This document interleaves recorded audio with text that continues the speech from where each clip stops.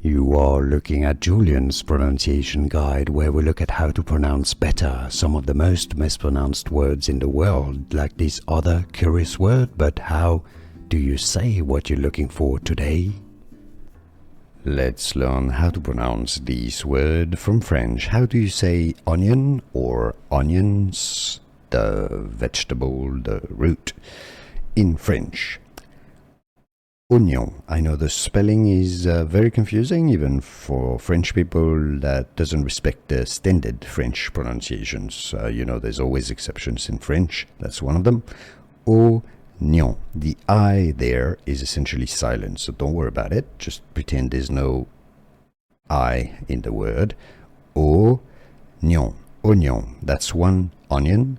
If you add an S at the end, because it's plural, it doesn't change the pronunciation, so it's the same. The S is there when you write it, but it's silent for as far as the pronunciation is concerned. So oignon is one onion or several onions.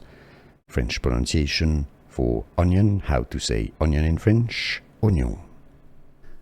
Here are more videos on how to pronounce more confusing words and names too many mispronounced. Like this video if you found it useful. I appreciate your support. I'll see you soon and thanks for watching.